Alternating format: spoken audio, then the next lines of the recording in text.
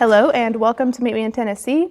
I'm your host, Allie, and this podcast is sponsored by the Northeast Tennessee Tourism Association. You can find us online at northeasttennessee.org and on all social media. And today we're in the studio with Austin Finch. Thank you for being here. Glad to be here. Austin is an Economic Development Director with Erwin Utilities. Austin, can you share a little bit about your work with Erwin Utilities and any current projects you'd like to talk about with our listeners? Yeah, so my job is technically at the utilities, but it's very broad. I also serve as executive director for the Joint Economic Development Board of Unicoi County, and economic development as a whole is very broad. And since we only have one person in my role in our whole county, I end up doing things like industrial development, workforce development, real estate development, and tourism development, and the list goes on. Whatever we need to do to kind of pivot and grow our community and take the steps to improve quality of life, we figure it out as it comes up. Yeah, I'm always curious what economic development entails because it seems like so much falls under that umbrella. It's very nebulous. Whatever we decide it entails at the time, I think, typically. But I like that you say quality of life. That's definitely something that kind of ties everything together. Mm-hmm. So how do you think your organization supports community growth for locals and tourists alike? Well, there's so many facets that actually grow a community. You have to increase the appeal, get people to want to come there. I think that's where tourism comes into play a lot, is, have those kind of assets that make it an exciting place to be. People come visit and then they decide to live. But then if they want to live there, where are you going to put them? Right. We're there's only so many houses available. So you got to kind of also work with developers to gain interest in the market and remove the barriers for them to build. And then also bring in new amenities for people to have once those houses are built, new restaurants and, shops and bars, whatever they like. So it's a moving target sometimes, but it's really fun. Absolutely, and what a timely topic. I get so passionate thinking about economic development because it could go in so many directions. Right, especially around here. And right now with this increase and influx of people moving from all around the country, I absolutely see your point on creating these establishments that attract people and they keep them here. Mm-hmm. So either they're coming back to visit or they just never leave. Yeah, I think that's the whole goal too, is to keep our people here and keep them growing here and thriving here. I was one of the ones that hit the door at 18, moved to a bigger city and thought I'd keep going, but then realized that this is a heck of a place to live and a place to be. Why am I out in Denver where the air hurts to breathe sometimes? Yeah. Or you can't breathe at all because there is no air. That high elevation. Yeah, high elevation, yeah. Or come back here and just be in this beautiful spot and while things are growing. Yeah. So yeah, it felt like a great opportunity for sure. I like where you're going with that though. So let's talk about that a little bit. You moved out to Denver. What attracted you back to Northeast Tennessee? Well, always loved the area. It's definitely home always. But ultimately, went away, had my fun, had a great life, built a little career, got to see a lot of the West Coast and stuff. But, at some point you got to start focusing on what matters, family, friends. And so at that phase of life, decided I should come back this way. Yeah. But I got lucky because the pandemic hit. I don't know if I'm lucky for that, but there were some new opportunities that came up and this area started rapidly seeing growth. And it's I can move home and catch this wave of growth and be a part of it in this economic development job. Yeah. And, try to steer Unicoi County in, this new world we're living in. I've seen what's happened to Colorado towns when a change comes rapidly and they lose identity or lose what makes them, who they are, and they become what others want them to be. And I want to make sure that we have our stake, that Unicoi County is Unicoi County, just the best one we can be and the most appealing we can be. Yes. So. Ooh, I love where this is going. So let's think about that more. So you went out to Denver. Were you able to take anything from that, the identity piece, and bring that back into your work now?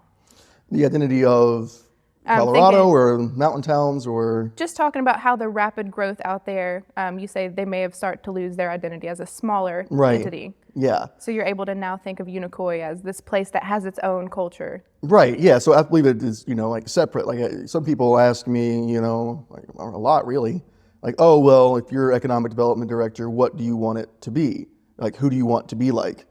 And I was like, well, I think I could borrow from some people on some things I do like, but I'm not going to go pick and say, I want Erwin to be Boulder, Colorado, or Right. Georgetown, or whatever out there, So it's totally its own place. It's its own thing. We're its own thing. Yeah, we're just going to be, who we are. And yeah. I think that's such a cool part about moving away and like realizing we do have our own culture here and our own sense of place. And then coming back to strengthen the roots in the community is just really, really.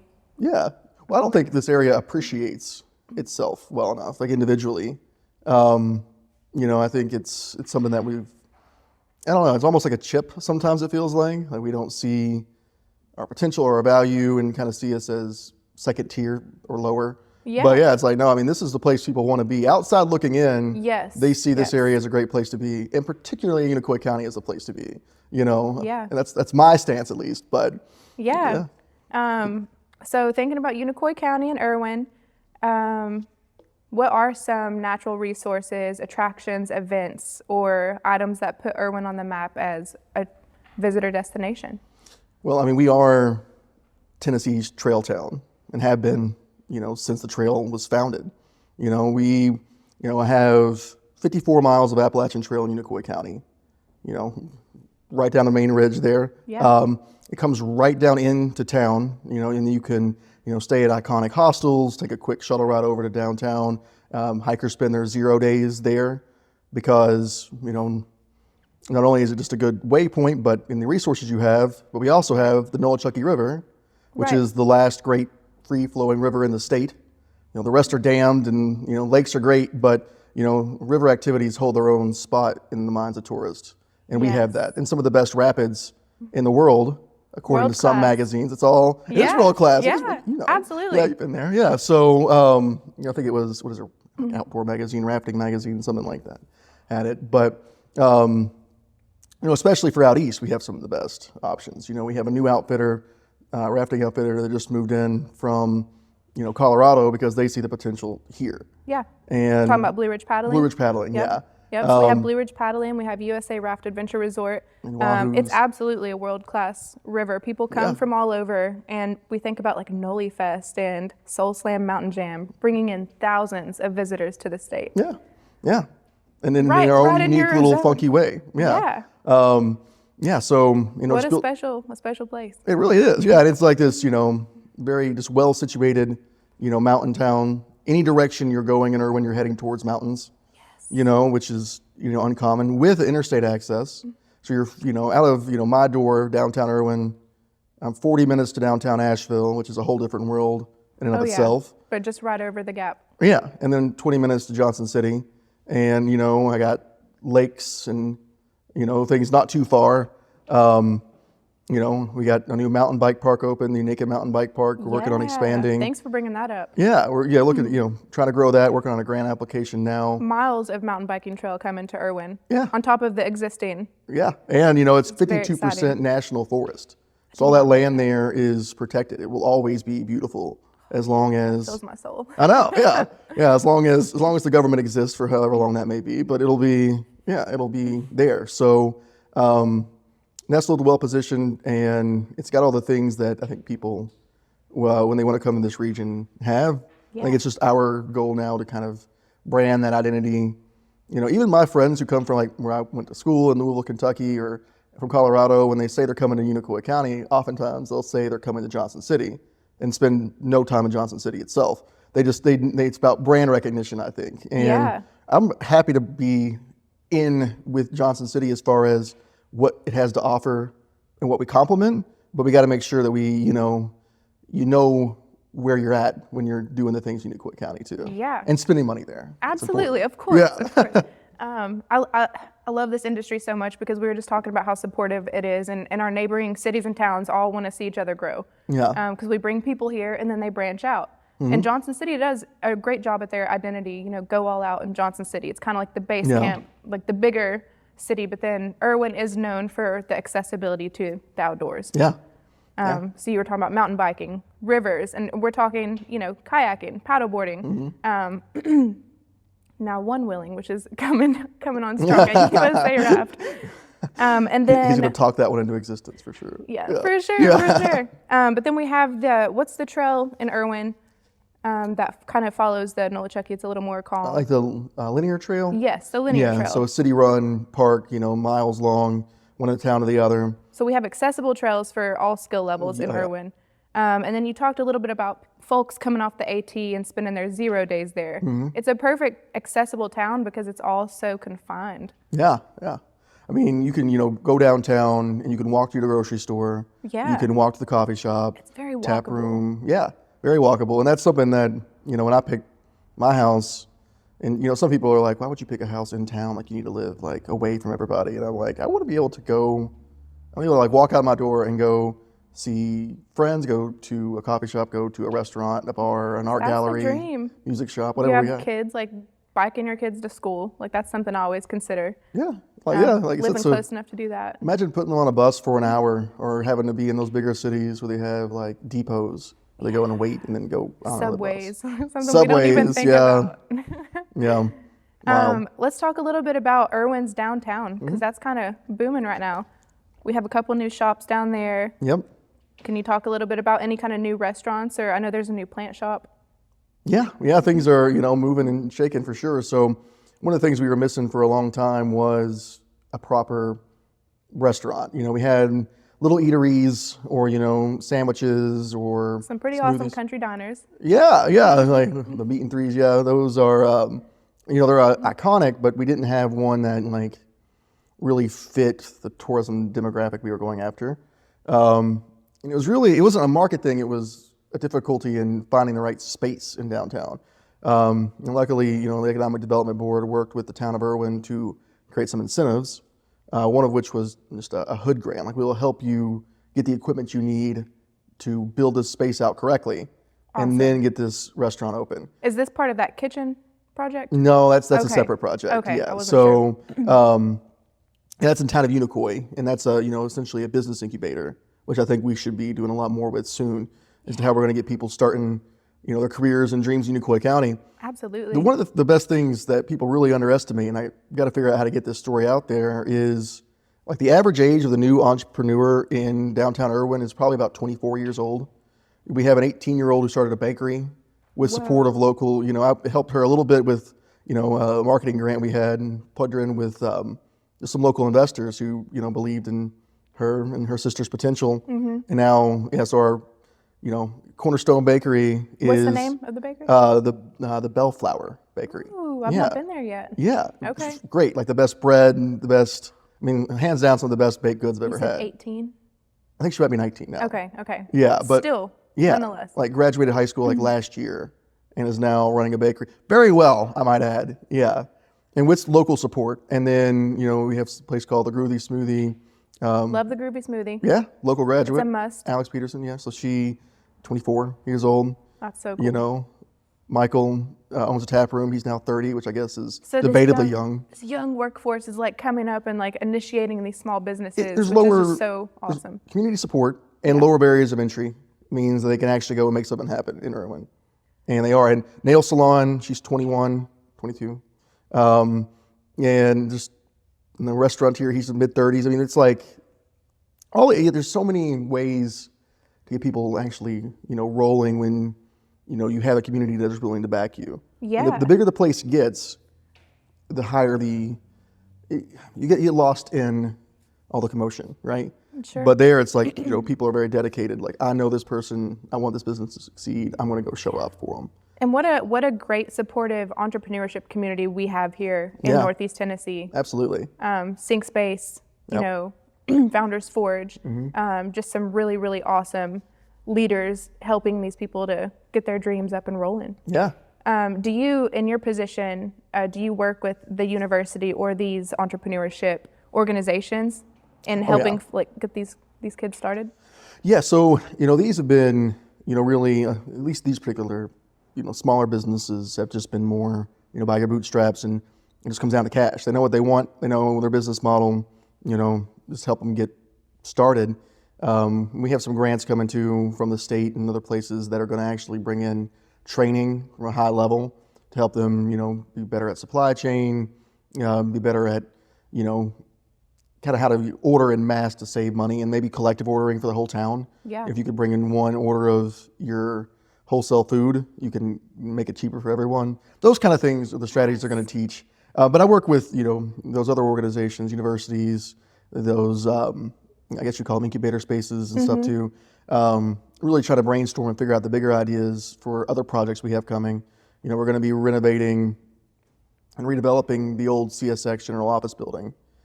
And so that's 36,000 square feet in this beautiful industrial building. And the developers lined up.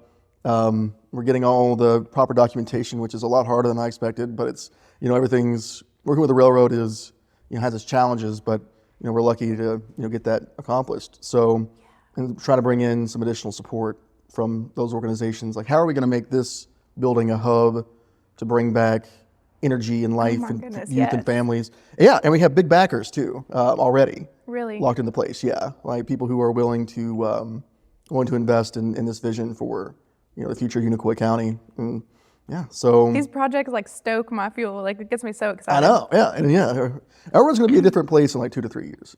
Different as in more energy, Just planting the seeds and nurturing them right now. Right, yeah. I mean, it's already growing so rapidly. Yeah, it's a great time to be there. Yeah, absolutely. And I just think about, we went to a governor's conference recently, and one of the main topics was the workforce. Like, how do we get the youth interested in hospitality and tourism?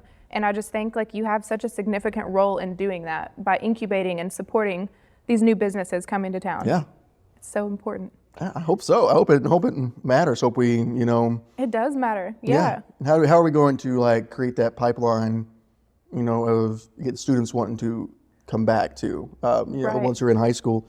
And I'll go and I'll do these government days, talk about my job to, kids who couldn't care less about, many of the aspects at least, but they do get excited. Will. Yeah. So they do get excited about the things that they think will impact their life. They don't care that sometimes you have to do a pilot to incentivize an industry to bring in jobs to do that. Well, they don't care about that. They do care though about like, well, what's going to be here? What can I do? What's life going to be like? Right. And a lot of them, when I ask the question, I'm like, how many of you all plan on staying in Unicoi County after you graduate? Maybe 2% of hands.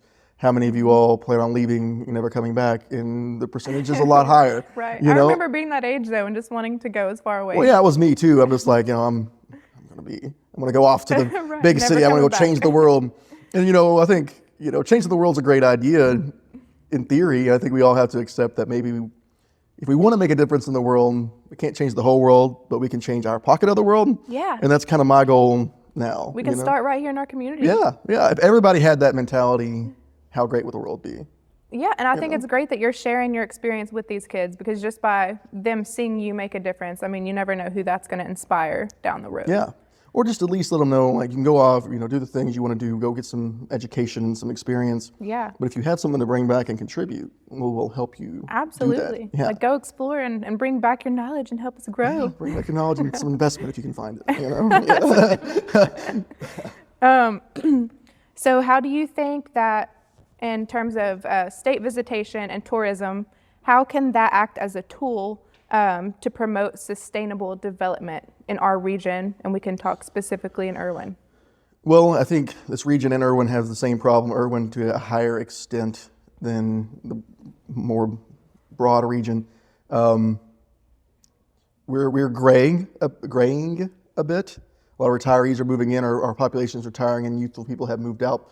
Birth rates have gone lower, and there's nothing wrong with that innately. Like the more the merrier of anybody. Yeah. But the problem is that if they are retired, they are not working. If they are not working, we cannot grow the economy and provide the services for the retirees.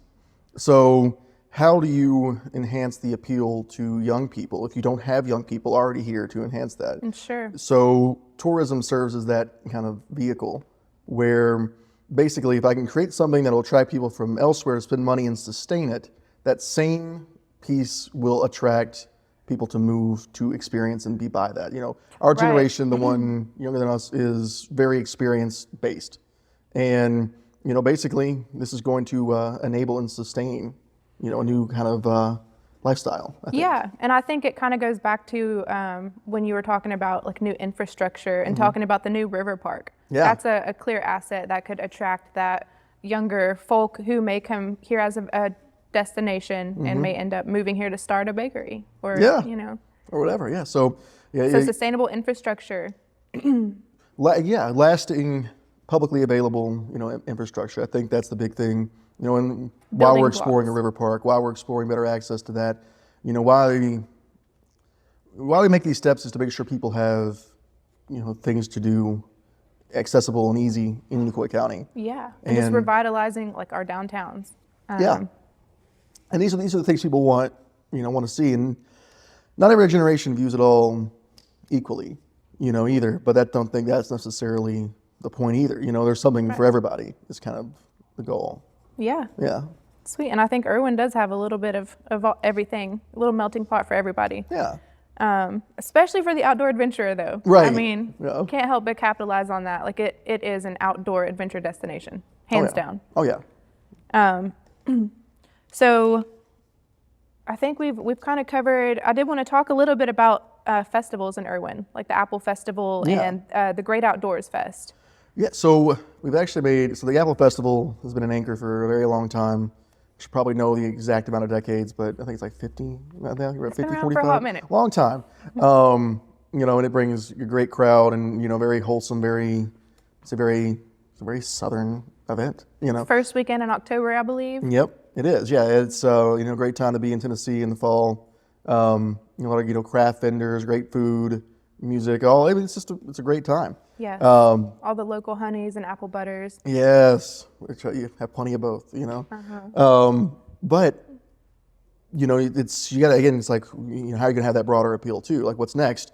And the Great Outdoors Festival was something that was created a few years ago, specifically geared towards the hikers who come through. Who have timed it out just so the biggest population will be there, and there are a lot of hikers that come through. But I think we should work on expanding that appeal, and that's something we're doing recently is a rebrand of that festival. Something that I've suggested to the other groups in town and that we're going to pull together on is creating the Tennessee Trails and Tunes Festival. Ooh. Yeah, so it's broader. It's the outdoor appeals more generally, but again, these hikers and these people who are coming through and these outdoor adventure folks, they like experiences, and we need to sample the hospitality of Tennessee, and we are lucky to be a state whose whole identity is tied in music. Yeah. Kentucky's got bourbon, which is great. Love bourbon, right? But Indiana's got, I guess, speedway races. Yeah, no, things for like that. sure. We as a branded identity have music. Heritage. Yeah, country, bluegrass, folk. Massive. Founding fathers are here. Yeah, so we need to cash in on that. Cash in, no pun intended. Yeah, cash in. Basically give them an experience like this. If we are Tennessee's trail town, this is the Tennessee experience, and pull people from other side of the mountain, pull people who are local too, Unicoi County as well. Like they like this music, they like that. This is a festival for them as well. So hopefully we can grow the attendance, especially over time. Trails and tunes. I like that addition of music. Yeah. I think that'll be a good factor for the festival. Erwin is filled with festivals. I'm just now having this flood, thinking of all of it. Nolifest. Nolifest, Sassafras Moon. Sassafras Moon. Now, which one's that? Yeah, so it's like Herbalacha hosted. Yep. So basically, there's this, such a rich tradition of herbal medicine in this part of the world, and it's something that went away with, as pharmaceutical companies became giants and the industrialization of medicine started pushing this, to the fringes. But used to, people would come here from everywhere to get their medicine because, Northeast Tennessee is the second most biodiverse place on the entire planet, second only to the Amazon. You get me so excited. I know, yeah. We're only second to the Amazon with biodiversity. The plants we have. We're a temperate rainforest. We're a temperate Facts, rainforest. Yeah. Facts. Yeah. Like this, we have a way of. The environment here is unique, and that creates new methods for those type of herbal medicines. So she's leaning into Michelle Boughton, leading into that heritage in this festival. I'd like to learn more about that. Yeah, I would too. So I have a general concept, but it's just fascinating. And I feel like we're not even beginning to capitalize off what that means. Right. We haven't even really talked about agritourism, but you talk about like herbs and just the richness of the soil and the greenery and our rain. Everything grows better in Unicoi County, and that's just fact. I've tried both. Yeah, I've tried. Yeah, just saying. Yes. Yeah. Okay, so we're thinking about some herbs and some old folklore, kind of leading me down into a pathway here. Oh gosh. You mean the Wampus cat? Would you like to share the story of the Wampus cat, or is that I can share it generally. Can you share a brief overview? I wish I had my 8th grade history teacher, Tim Higgins, here to explain truly the story. So yeah, Austin has a story that goes deep into the roots of Unicoi. Yeah. Or Appalachia more generally, but cryptids. If you're going to have a real culture, you got to have your cryptids. I think they have like Mothman. Yeah. They have the Goat Man out in places, the and this New is Jersey totally Devil. Ours. Yeah, so we have the Wampus cat. Yeah, so Wampus cat. the Wampus cat is this like mythical half woman, half cat that exists allegedly in Appalachia. So the story my 8th grade history teacher tells so well, and I'll do a really quick version, is basically, he's out in the woods, and they're at a place called Lost Cove, which is technically in North Carolina, but you access it from Unicoi County, so we get to claim it, because if you can't reach your own stuff, it's not yours. So you go in to Lost Cove, there used to be houses and stuff there that have largely burned down. He was, staying in one of those houses. And we're talking like a hike where you're like following the train tracks in. You're following the train tracks, and then you're by abandoned cars, and this used to be a town before. Off into the holler. It's a holler. It's by definition a holler. Yeah. One way in, one way out. Yes. And so, they're up in this old abandoned house, and then, they start hearing just like this shrill, high-pitched scream, and then knocks on the window. Can you mimic? Can I mimic a high-pitched squeal? We need to sure. Yeah. Like we need to insert a sound effect. Yeah. Really. Just like the most horrid, like it's just blood curdling. So I can't probably do that much. So they, then hear like knocking on the window, and they hear the movement, by, this cabin. And then you think, well, this is, even though we don't have mountain lions around here, at least we didn't, it could be a bear, whatever. But then you see it raises up, and it's like in the highest window, and there's breath forming or condensation forming from the like breath. Over 6-7 feet tall. Yeah, easily. And so, these kids they're panicking, and eventually, there's like, all right, we got to make a run for it, and they just take off. They get back to the train tracks and, walk back down, and then they go and, tell the town folk, and they're going to bring their dogs, or hunting dogs, and their guns. They're going to go find whatever this is. And then they were trying to track it, and then they get to right where they got on the train tracks. They walk up the train tracks right on, and I think they actually jumped on a train. So they got to right at that point, and the dogs stop.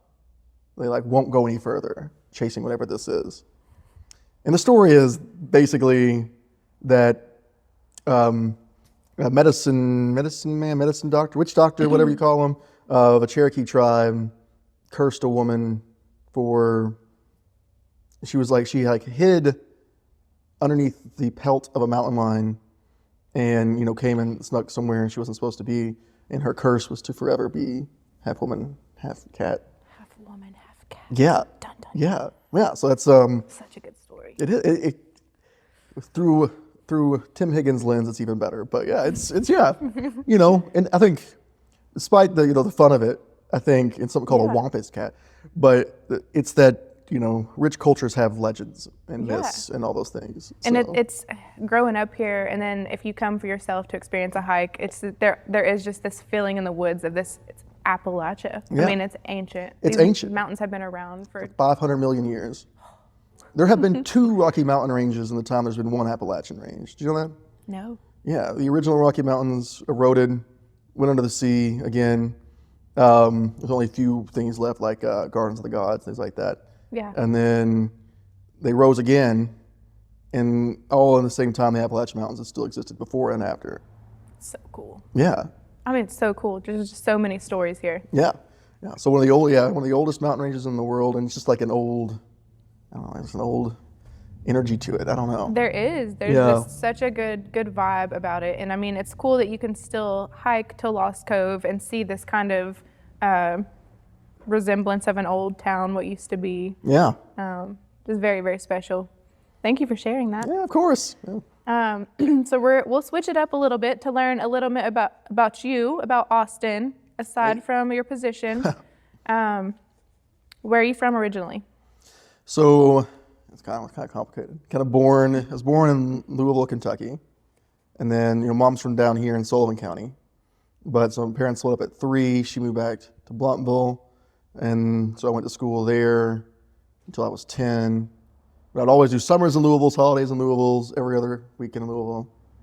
And then moved to Unicoi, 10, then graduated from there at 18, back to Louisville for 6 years for college and little career, then Denver for 5, and then back to Little career, little baby career. little career. It was like, listen, I did good work. I'm sure you did.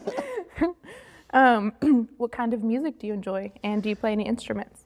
I totally miss the music talent bug of my family here. I had more of the Kentucky music talent, which is non-existent.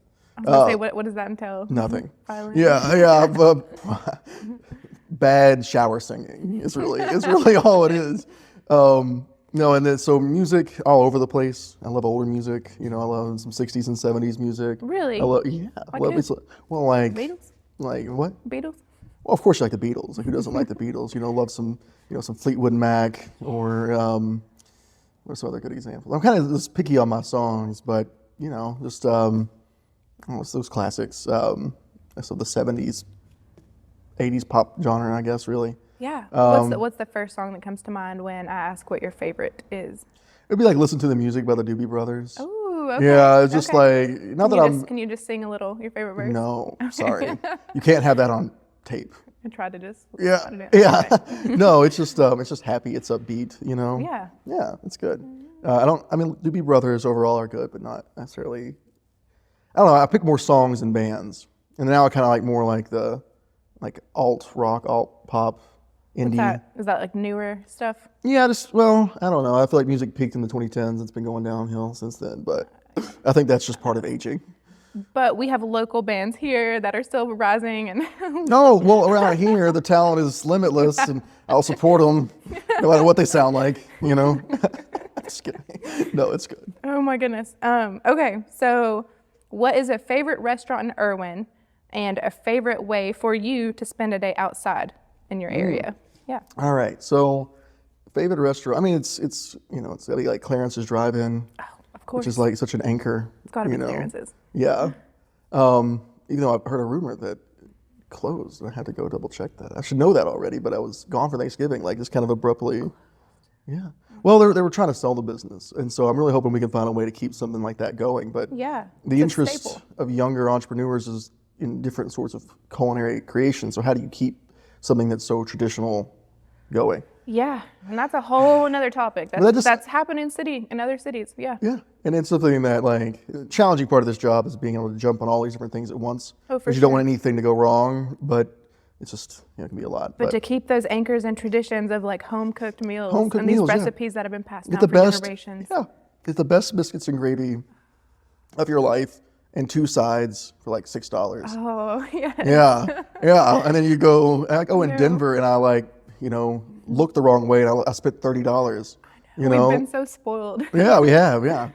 But yeah, so that's obviously the classic. And what's the best day in Unicoi County? So obviously, when you're living life and you have your routine hikes and you have the things you do with your friends, and you can go do, you can go hike to Rock Creek Falls and then go to local What's your favorite though? My favorite hike is Red Fork Falls. Okay, that's a good one. Yeah, that's the one that I always take people to. That's a classic. It is a classic, and it's somewhat treacherous. It is a little treacherous. Yeah, which was short and steep. But it just makes you, I don't know, it feels less commercialized. I felt like in Colorado, I was often waiting in line to hike. Yeah. And everything is very well marked, very well maintained. That's good. We need to do that better to some extent. But it's also it feels like you're going to go see an attraction at Disneyland sometimes, you know? Uh-huh. But with this, it's like, you know, we're going to Like when we're you going to need go have to permit. walk through a creek. We're going to have to go climb down roots and branches and rocks. You might see a Wampus cat. You might see a Wampus cat once. You won't see it again. Yeah, but and you might get muddy. You know, you will get muddy. You might slide down the waterfall. It's a big waterfall. Yeah, this big waterfall. Yeah, and it's this giant thing. So you do all this, you know, treacherous hike, and you get to this spot, and you look up, and it's this like 5-story waterfall, and it's just magnificent, and the views, and it's just like, you know, peace, and you feel like you've really made it somewhere special and different, and you know, like I don't know. Like you're in the moment. You're away from You're in all the the moment, city. yeah. I mean, especially out there. I'm trying to think of a National movie that Forest. like has like some kind of comparison to this, like where A river runs through it. I don't know. no, like what was it Into like? the wild. I don't know. It was like Ferngully when we were kids, like that cartoon or something. Ferngully. Wasn't that like some like mystical little Can't rainforest remember something? what happened in Ferngully. I don't either. I just remember it being somewhat mystical. I don't know. It just feels like you're in a different world when you go to that hike. Narnia. Yeah, you're through the wardrobe. No, but yeah, that's a really cool spot. And you obviously got to go and see, you know, Beauty Spot, you know, Of kind of right course, the way Beauty from there. Spot, Indian Grave Gap. There's so much to do in Erwin. Oh, there is, for sure. And it's all within, I mean, you could, a half hour out from downtown, and you could go mountain biking, hiking on the Appalachian Trail, Yeah. go down the river, and then come back to eat. You have, you know, not only do you have linear trail in the park, but you have, you know, like Martins Creek Falls, and you have all these Always forget different. about Martins. Yeah, I mean, they're all right. That's, you know, minutes from downtown. Rocky Fork State Yeah. Park is just right up the road. And then 2 exits down on the highway, you know, you're talking like 6 minutes from Erwin, you're at the Pinnacle Trail in Yep. McCoy. Yes, which is a must. A must, yeah. Great, you know, it's just, that's 360 views up there. yeah, And 360 you're talking views. about a bigger hike. It's almost 10 miles round trip. Yeah. But you can bike it, hike it, run it. Yeah. We'll do one of those quicker than I will the other. But yeah, not quicker. All of the Before. above. Yeah, all the above. Dog friendly. Yeah. So it's yeah, a heck of a place. So, and all that's just, you know, right there. You got the views, and you know, and you know, I love bringing, you know, again, friends from out of town. You know, just look out at my little house in downtown Erwin, and you'll see like the mist roll in over the mountains, and it's just like, yeah, so this is the Like place we to live be. here. We live here. Yeah. Yeah, and you all live where it's congested and crowded, and there's gunshots, and stuff. You know. So Yeah. thankful to be here, for Yeah, sure. it's a great spot. Well, Austin, thank you for sharing and for coming on the show today. Are there any upcoming happenings or events or things that you would like to share with listeners? Well, there'll be a First Friday and a Christmas tree lighting ceremony this Friday. Awesome. Yeah. And then there's also other events, nativity parade, things like that coming up. Date not remembering off the top of my head, but and generally I'll just say just get ready for, you know, next spring and launching this new upgraded outdoors festival. Yeah, and everybody from definitely. the Tri-Cities should be there the first Saturday in May. Yeah, they should. Right after Noli Fest. So, like, yeah, check that out, Noli Fest. And what is the new title of this Outdoors Fest? Tennessee Trails and Tunes. Tennessee Trails and Festival. Tunes. Cool. Yeah. I'm super excited to be part of that. Yeah. And can you also share where folks can learn more about planning a trip to Erwin, and if you have any resources you'd like to share for Erwin Utilities? Yeah, so it's realwildunicoi.com is our website. There are day trip planners, there are directories, and you know, just different features about the community, and you know, it explains it. You know, follow our social media, the Real Wild Unicoi County, Real Wild Unicoi County, and you know, going to keep pushing that campaign and growing that. And then you know, Erwin Utilities is pretty much a one-stop shop for, you know, all sorts of different things that you might need help with if you want to visit or get started living or working or owning a business in Unicoi County. So Awesome. Yeah. Austin, thank you for joining us here in downtown Johnson City. I appreciate all the work you do in economic growth and beyond. So thank you for that.